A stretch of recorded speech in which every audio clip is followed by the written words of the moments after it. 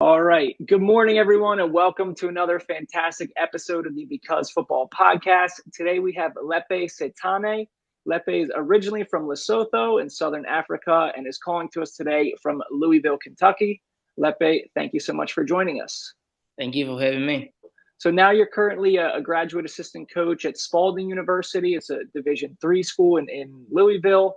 You yourself have experience playing at the Division I level for Northwestern University, and you are also the director of football and head of academy for Kick4Life, an organization in Lesotho. So I know our conversation is going to go a lot of different places today. I'm very excited for that and learning from your experiences and your well-rounded travels. But first thing I guess is what are some of your earliest memories of playing this game?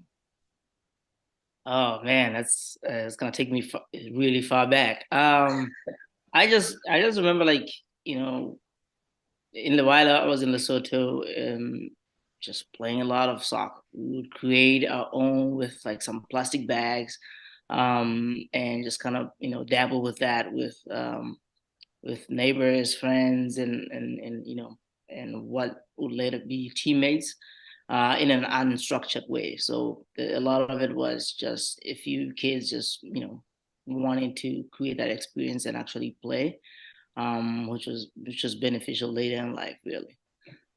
Absolutely. And do you remember like trying to model yourself after some professionals or superstars? I don't know personally of any players from Lesotho, to be honest. I don't think. But who were some of your like heroes and people you were modeling yourself after as a kid?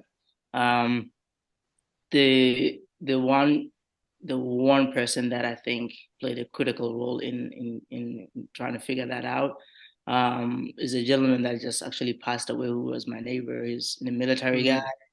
Mm-hmm. Um, his name is Lulu Siema. He became my coach, but during his playing days, used to go watch his games, used to walk miles and miles to go watch his games, watch him play.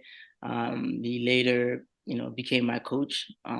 And you know, while he was coaching me, I was also watching his son, who's a prominent coach in the South African Premier League right now.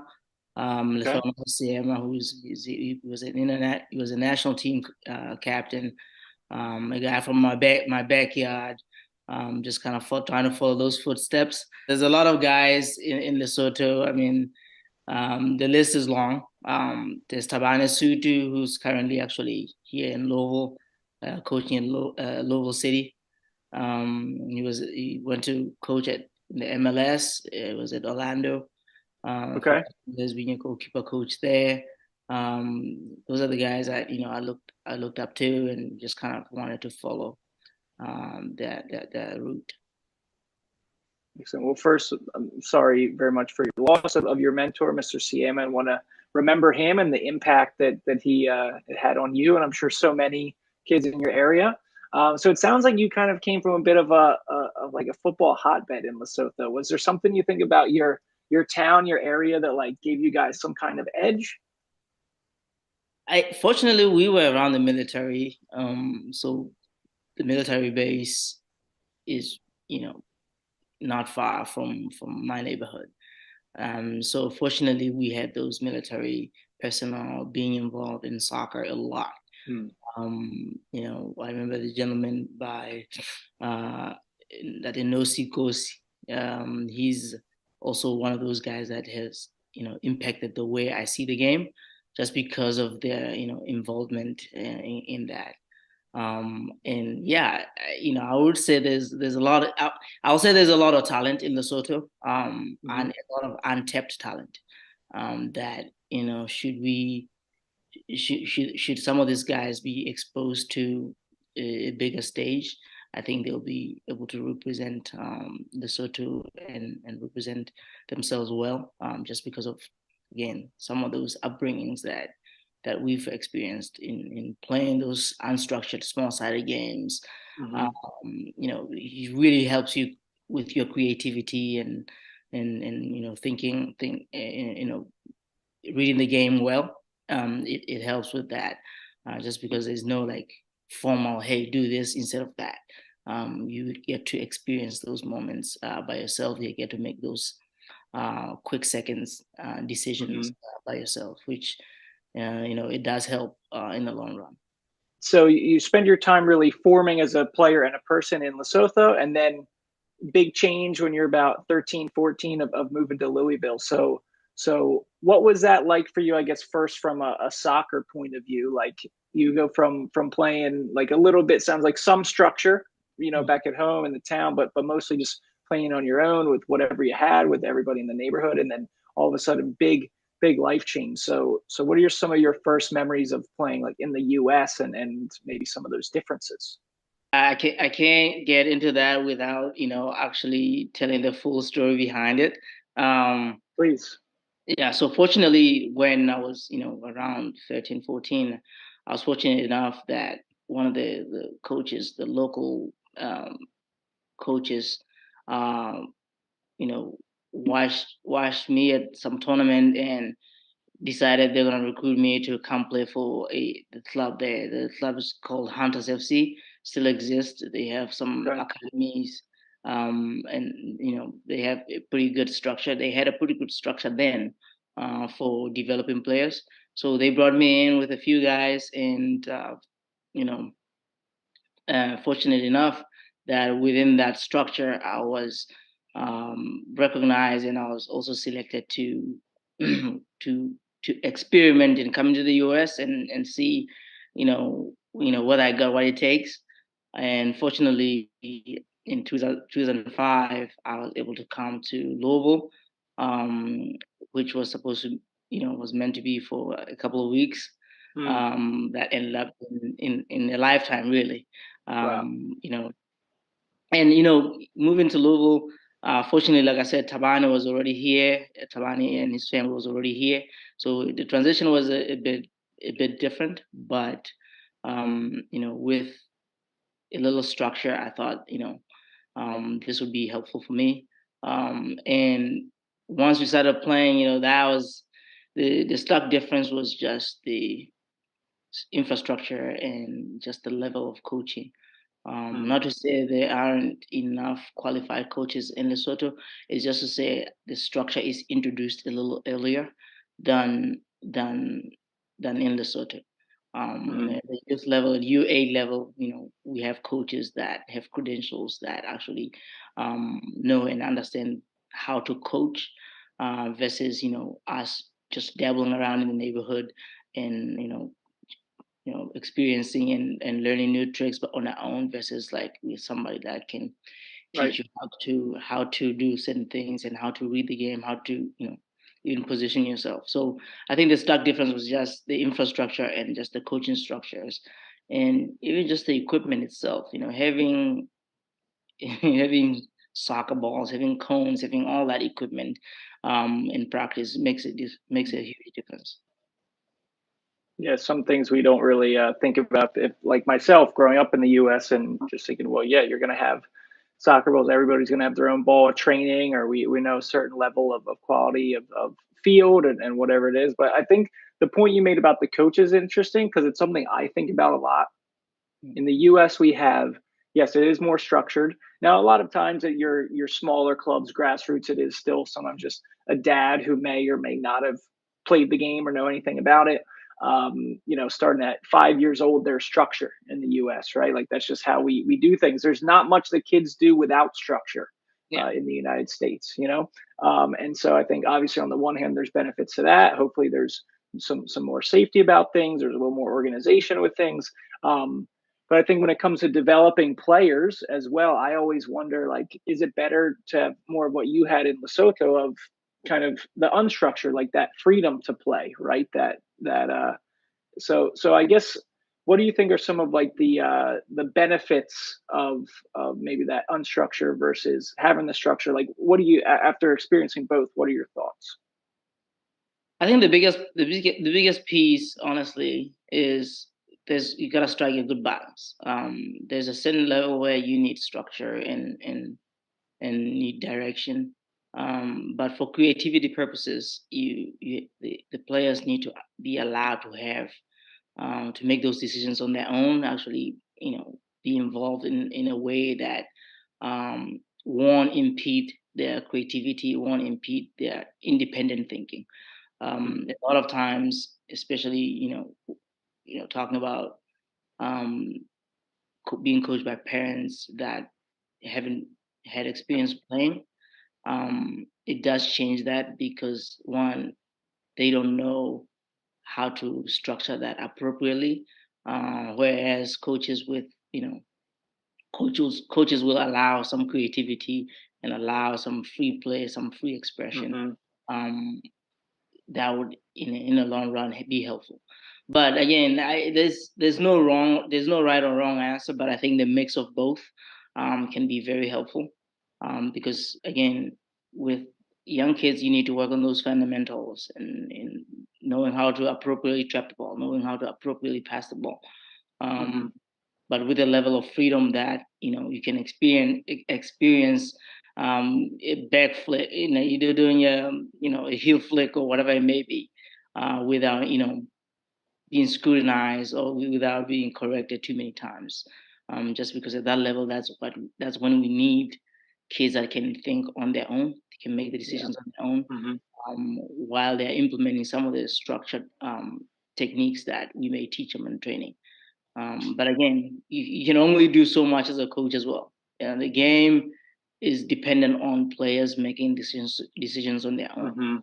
If we try to joystick kids and use them as like a video game, it never works because there's so many decisions that have to be made in the game that the coach is trying to make 11 decisions for 11 players every 2 seconds. It's going to be exhausting.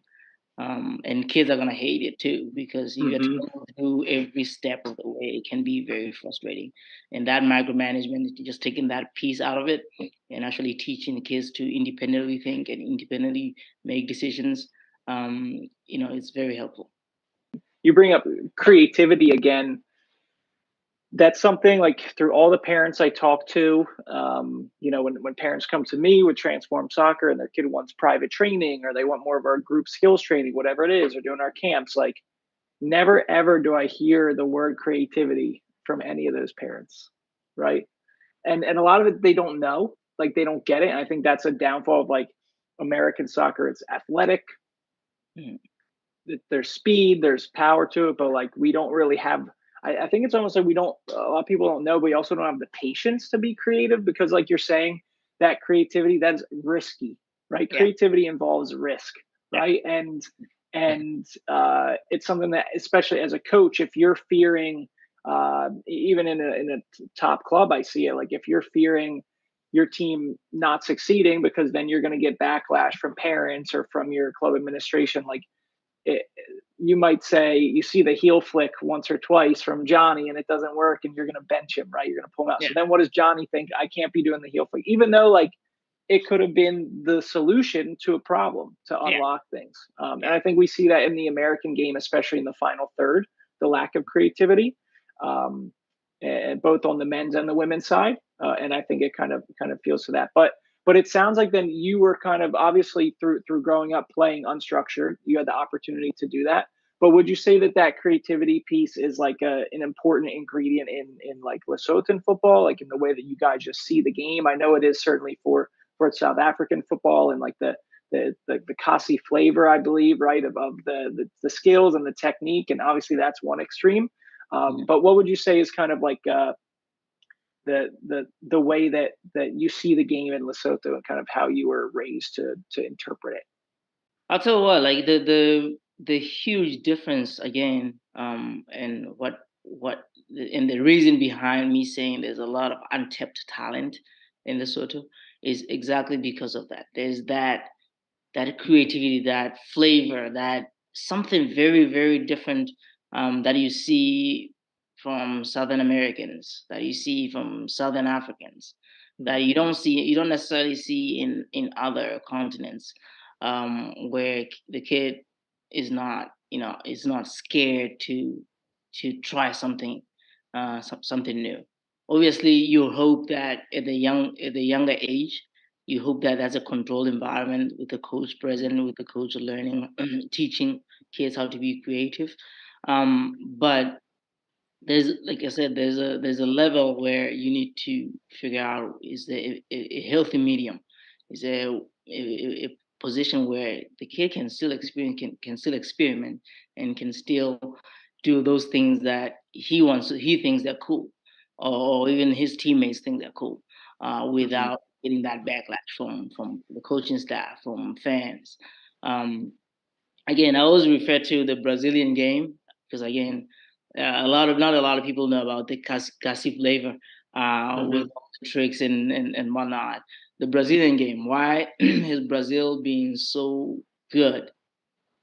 Because, again, they play independent, unstructured soccer for so long until they start moving up the ranks. And there's that freedom. There's that is that I think they call the Samba boys. They are able Hmm. to do Yeah. what they want, actually express themselves through soccer, and that, I think, that piece of it has really been influential for me in terms of like how you can't teach creativity. You just can't. Hmm. You can provide environment for creativity, but you can't. Facilitate. Yeah, Exactly. Yeah. you can't necessarily teach it. So I think, again, the way I see the game is based on having that type of freedom, to make decisions on my own. Like you said, the American game, again, you watch every American sport. Everything is controlled by the coach. Hmm. 100%. Everything. From a point guard running a play um, to a quarterback calling a play. Yep. There's also 100%. a offensive coordinator calling that play. There's a head coach actually giving a thumbs up that this play is okay. Let's run that. Yeah. And in soccer, there's not that. In soccer, there's 11 versus 11. The coach is gonna teach you some movements of where to be, when to be there, and how to be and how to provide that support. But they cannot call timeout to set a play. They can't. There's no Hmm. 30-second violation to to run to be able to get a shot off. So I think that those different structures, when you have them in a healthy place, I think they can be very, very important. But you can't have one without the other, or else you're gonna find a static game, where Hmm. kids are moving like a robot. You move one here, you have to move the other one has to move. So it's not necessarily Exactly. you're not necessarily joysticking kids to be where they need to be when they need to be there. Versus allow them to make the decision and then try to correct it at halftime and try to correct it in game. Versus actually calling a timeout and bringing them in and actually showing Hmm. them where to be, when to be there, and how to run a set play. Yeah. Yeah. Agreed. And yeah, I think it's a great insight you make about a lot of American sports and like the top down like instruction and decision making. I think about that a lot and I try to tell parents that. And that's what people are used to here. So I think it's a challenge of being a soccer coach in the US too, of like one, you kind of are conditioned to be a little bit like that. Like as an American, our examples of great coaches are in football, are in basketball. Yeah, We don't have as many within to like model ourselves after. So that's kind of what we're used to culturally. yeah, I'm curious about that too. Like, so you're a baller. You're seen in Lesotho playing. That you have so much talent and ability. You get the opportunity to come across to the U.S. That a few weeks turns into a little bit longer than that, as we can see today, right? Where you're sitting now. Um, I imagine that just outside of soccer, that was a big social change for you. And so, but I also imagine that the game must have helped in some way, kind of create these connections and things. You're coming to school, you're coming into a new group of kids that have a different background from you. So how do you think the game helped you like adapt or cope with such a massive life change? I honestly think the game itself um, became the way I coped with adjustment, and has had been very helpful and still is.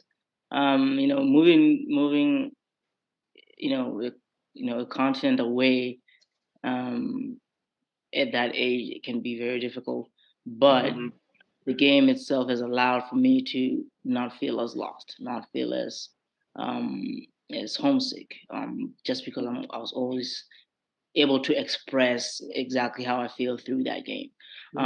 So I think that it plays a huge part, and we can see that with a lot of players. You watch the Premier League, for example. Majority of those guys aren't born in the UK. Right. Just moved there, and having that structure, having that soccer, like I have training this morning, I have training in the afternoon, on the weekend I have games. It keeps you sane. It keeps you a little grounded to focus on exactly why you're there. And I think that's where I found refuge in. I found that be an escape from me missing home, an escape from me missing some of the things that I miss at home. And it was like the one thing that was the same or almost the same, right? Yeah. That you had to cling to. And so you're in Louisville, you're playing. Obviously, that's how we had sort of met. We were talking. We encountered each other playing 3v3 soccer down at Disney for the I think it was the Kick It National Championships. And Yeah. my team, we thought we were pretty good. Being from Philadelphia, we had won a different national championship for 3v3 the year before, and then we come down to Disney and we're doing okay at the group stage, and we face you guys, I think, in the quarterfinals, and it was a humbling experience for sure. You guys smoked us, but it was a really cool way of us being able to connect, and now years later through LinkedIn. So just briefly want to touch on that 3v3 soccer side of the game, like we talked about some creativity and things. What are some of maybe the benefits of people who have never heard of it or have seen it but thought that's not real soccer? Like what would you say to parents, to players, as a way for it to benefit their growth? Like I said, having an unstructured way to play soccer was beneficial. I'll put 3v3 in that category as well. Again, for our team, we didn't have a coach per se, not a licensed coach. We had a parent that just stepped in and just said, "I'll coach 3v3." But what that allowed us is the parents weren't those parents that are gonna be overbearing and try to teach. All they had to do was provide the structure and provide the space and environment to for us to play. And I'm sure you guys experience the same thing, but the 3v3 game is very different. Very fast. You have to make quick decisions. Yeah, Very fast. In an 11v11, you have to make quick decisions, but 3v3, that decisions have to be even faster because the space is smaller. The opponents have quality, and especially that Disney level. I think that's where you start to say, okay, am I good enough to take my soccer to the next level? Am I good enough? Because for me, that was actually one of the bases. I'm like, if I can play in this tight spaces for 30 minutes straight, that creativity again comes out because you are forced to be creative. It's 3v3, like I tell people, it's a man marking. You have to stay with your man. You have to stick with your man. And by the time if you try to figure out a structure in terms of like, oh, let's defend zone 11 and 3v3, that's not gonna work because it takes a split second for me to get a shot off, right? Yeah. So that allowed for us as players to be creative again, to be able to learn how to separate ourselves from our men, like learn how to receive under pressure, learn how to control the ball under pressure, learn how to dribble, go 1v1, learn how to defend 1v1. So those things come out at a 3v3 level. You don't have, unless you have coach that drill that at practice to just kind of put in that situation where you're defending 1v1 and are doing it well. That 3v3 is great for that.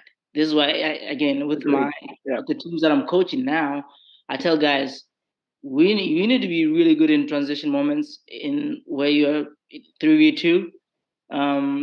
2v2, 1v1. You need to be really good at those moments, because if you can win your battle against the guy that you're going against, that means the team is going to be successful.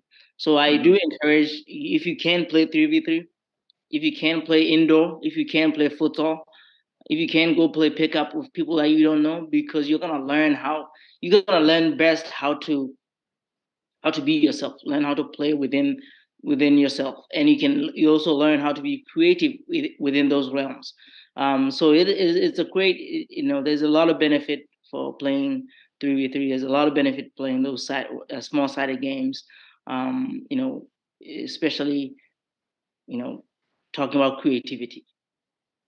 100%. I think as you're saying that too, one thing that I'm remembering comes to mind is two things actually. One is like with 3v3, there's nowhere to hide, right? You're saying with 11v11, you can take a play off where you're not involved, right? You're the right side of winger, the ball's on the left side. Like you're not really involved there, right? You might be in two movements of the ball, maybe you're involved, but like you're able to take 3v3. You can't do that, and I noticed that a lot. We've had some of our teams like play 3v3, and I've coached our teams, and a lot of kids, they struggle just having to be switched on the whole time they're on the field, right? And because like you said, there's so much transition.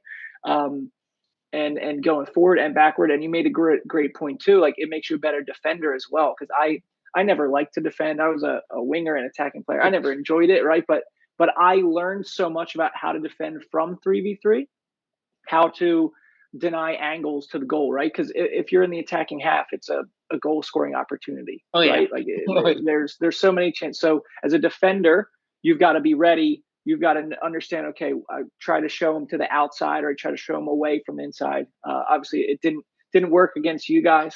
You guys, whatever we did, you were definitely winning your one-on-one battles, and then we were in trouble there. But I agree. There's so many benefits to it. But it's something that again is like your unstructured play back home in Lesotho. Like you brought up some other great examples, futsal and just playing pickup. Like it's a different type of soccer, but it brings out its skills and characteristics that will make you so much better when you go to the bigger game.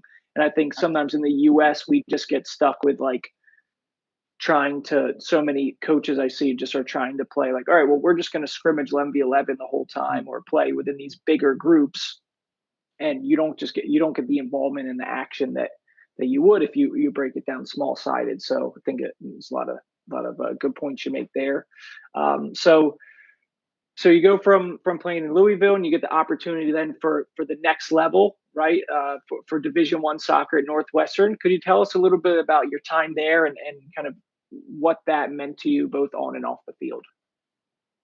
Northwestern is a great institution. Again, and fortunately, I fell right within, the right environment for me, and for growth and for my development, um, personally and professionally. I think on the soccer side specifically, Coach Tim Lenahan, I fell right, where I thought, I could be I could be a little influential. Some of these big schools, when you go to them, there are three, four, five guys ahead of you in the pecking order. And fortunately, at Northwestern, we came in with like six freshmen, and while we didn't get to start our freshman year, we were able to learn around some of the great guys that were ahead of us, and obviously that paid dividends in the later stages, where in 2011 we were able to win the regular season, um, first ever in school history, and won the Big Ten tournament as well in the same year, which again, first in school history. So and all of that was because I was in the right environment for development. I was around the guys that enjoyed each other's company, because you don't get many teams with 30 something guys, or 20 something guys that genuinely enjoy each other's company.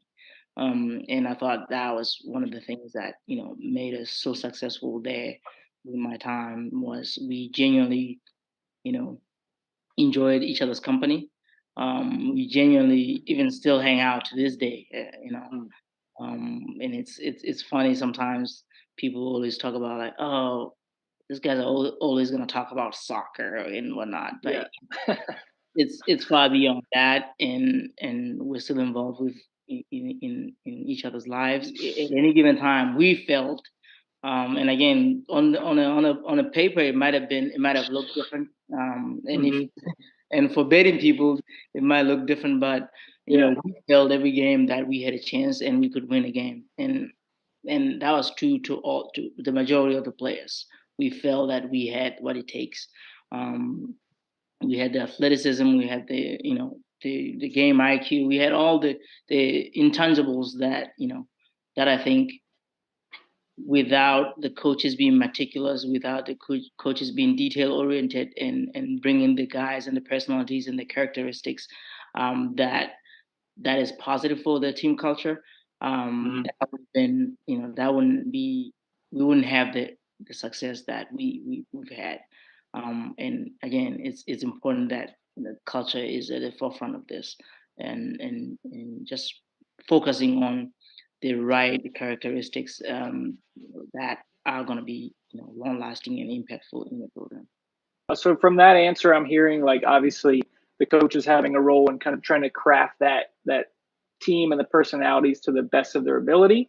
Although you never quite know how it's going to happen until everybody comes together. And I guess there's just some very good vibes and good fortune within the program. Yeah. But another thing you said there is you guys believe you could really beat anybody, and especially with a team like yours who's a first time conference champion, right? In the school history. It's not like you're coming into like an Indiana, for example, who they're the ones who are looking to dominate the Big Ten every year, right? They're one of the most storied programs in men's NCAA soccer. And so there you kind of have like a built-in expectation, a built-in belief, like, hey, this is just what we do, right? But for you guys in Northwestern, you're kind of smaller. You didn't really have a name for yourself. So the idea that came from me, or the concept that came from me from what you just said there, is like self-belief, right? And so it seems like you obviously personally have gone from Lesotho to the United States through the game. You're believing in yourself. You're part of a team at Northwestern that believes in themselves. What would you say, to younger players who might be listening about or just anyone, honestly, right? It's important at all stages of life, but what would you say about the importance of self-belief to your journey to success? The question I always ask, if you don't believe in yourself, who's going to believe in you? And for me, that has been, again, this is where the military discipline has really helped me understand and realize, is that unless you personally believe in yourself, then you're making it difficult for others to believe in you. So if you believe in yourself, you're essentially, that is contagious on its own. If you believe in yourself, you're dragging the guys next to you, and you're dragging whoever is with you to believe in the goal that you want to achieve. And I think with that, you have to have the confidence to actually go out there and do what you're set out to do. And again, the vision wasn't necessarily mine at Northwestern. I did believe in myself, but the vision was always Coach Linehan, who also believed in wanting to accomplish a certain milestone, and that's why he went out and recruited the guys that he thought had that self-determination, self-belief, and the confidence to actually go out there. So we just kind of fed into the overall mission that the coach already had, in having guys that are confident, that guys that can execute, guys that are that have that belief in themselves, to get out there and actually be productive. So I allude a lot of that to, again, I keep going back to Coach Linehan for that vision, because he had the vision. We just kind of fit into the vision that was already there. But again, confidence is really, really, really key. And then so you go from playing at Northwestern, being success, and then ultimately find yourself crossing back over the Atlantic to Lesotho. So tell us about your work there with Kick4Life, and maybe what led to that decision and what you did there. Yeah, so when I was uh, you know, in my last year of graduate school at Bellarmine, um, a fellow Lesotho reached out to me and just said, "Hey, there's this opportunity here at Kick4Life. I know your story. After the story came out, and they wanted that experience.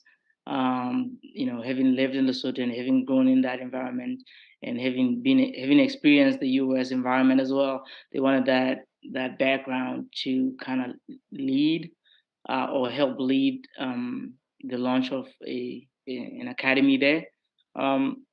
So after a few back and forth with the then country director, Hannah Taiji, um, I thought this was a good opportunity for me to actually go back and give back to the same game, the same environment that developed me and set me on my path. So I went back um, and was leading the academy team there, Kick4Life Academy. Okay. We had a residential academy there. Started with like 6 or 7 kids and had grown to about 20-ish kids within the academy. Um, Specific ages where you 13, you 14, um, and now some of those kids, which has been great to watch. Some of those kids are playing in the Premier League of Lesotho, and Amazing. Awesome. some of them are involved in the youth and national system as well, which has been a great environment to actually watch and observe some of these kids grow, um, and just watch their development as well. And I still follow them till today, just kind of Sure. check in and see how they're doing. But that really has helped in terms of seeing the game in a different light. Again, having moved from Lesotho at that age, where there was no structure like Kick4Life Academy then, and going back and working with kids specifically.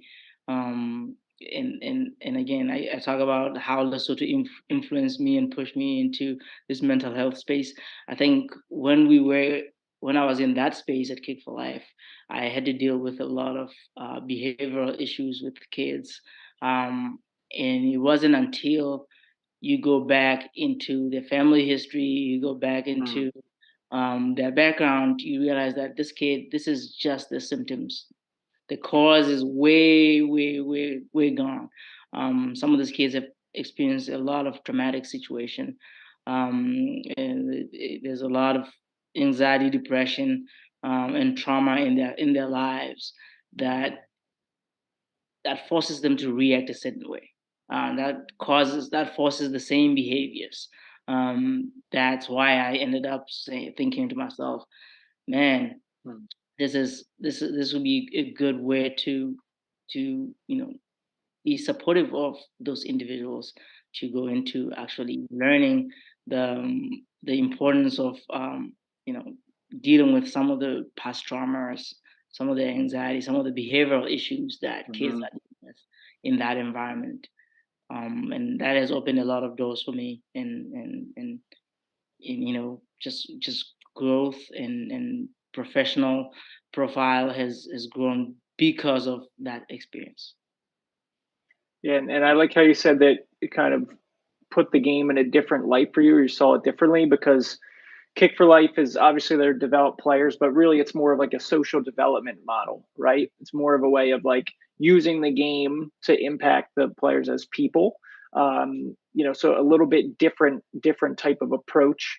Other than like the residential academy, what were some of the different programs or different goals of Kick4Life that you were a part of that you could share with our audience? So again, like I said, I got to Lesotho. Was working as an academy director there for a couple of years, um, and then um, I started. I transitioned into the director of football, which is overseeing all programs at Kick4Life. That included, the senior men's and women's teams, which, by the way, the women's team was the first to actually implement equal pay. Wow. And that was instrumental into creating that environment, changing the perception that, again, in I don't know if you know a lot about Southern Africa, but Africa in general. Women are not seen. I know there's an issue here in the US of equal pay as well, but in Lesotho, even women playing sports or soccer specifically, there's a lot of stigma around that.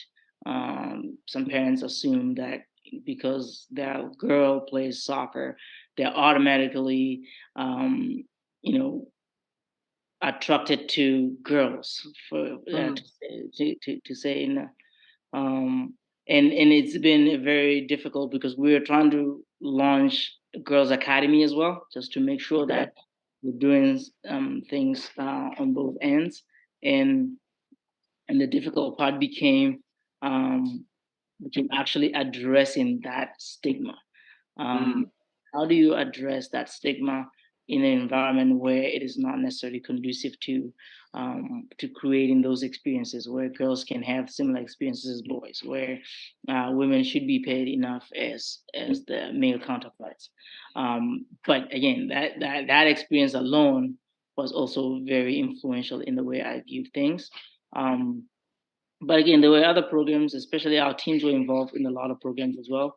We had what we call Girls United, which was basically teaching girls how to, deal with certain things in their lives. And we had what we call Champions United, which was another program that dealt with self-esteem, confidence, and the self-belief issues that kids at that age are experiencing. And there's so many other things that that organization was doing at the time, that when you look back, you feel the sense of pride, especially for me, like with the young kids that I worked with for 4 or 5 years in the academy, seeing them involved in the national team, seeing them actually excelling. And some of them seen in the US side, because we have a few kids. Awesome. Some in Tennessee, some in Kansas, some in Missouri. So we have kids everywhere. And the mission of of that program was to try to source those opportunities for kids to take their lives further in soccer and educationally. Yeah, so it sounds like you definitely had your work cut out for you in terms of like culturally as well, doing something new just in general, right? You said like when you were a kid, you didn't have a structure like Kick4Life available, and now especially doing it for girls. So, and that's always the toughest thing, right? Is dealing with the culture. So how did you try to combat some of that stigma, right? Of and I've heard it in other parts of Africa too. A lot of people don't see football as like a useful activity for their kids because it takes away from schooling or working, and so they don't see a lot of like the benefits involved. So how did you guys as an organization try to deal with that on within your community? So we try to use, again, the student athlete model. Say, well, if kid X is not doing well in class, here's the tutoring for them. Here's our resources that can help him, and provide those resources. We had tutors on campus. We had we had qualified teachers on our program that actually looked into those things and helped kids where they needed, and tutor kids where they needed. So that approach itself kind of alleviated that excuse that we would hear from parents. Because when parents would say, oh, so and so is not doing well in the classroom because of soccer, we'll show them, here's why that's not true. We have tutoring on campus. We have teachers on campus that actually, instead of the kid going to practice today because they're not doing well in the classroom, there's a classroom and there's a teacher there to help them. So that has been very, very influential in the way we try to change that. So then your time with Kick4Life kind of showed you this different side of the player, right? More going into the roots of their personal experience, of their family, of their community life, those type of things that have happened, the trauma, the anxiety, the depression you mentioned, that is then showing in these symptoms of acting out, of misbehavior, of not performing in school. So then you made this decision to kind of go back to school, right? Do your graduate studies in mental health and behavioral health. So that's a big decision, and obviously is part of your goal going forward. But for an average coach who might be dealing with seeing the same thing, seeing that their player is hurting, seeing that they're in pain, seeing that they need help, but don't really have the skills to do it, what could I, as someone who doesn't have the skills or the background to really help, like what could I do as a coach? I think we as coaches play a very important role in our players' lives than we really acknowledge or recognize. One thing that I always try to at least suggest is always have the resources to suggest for kids to seek out if they need.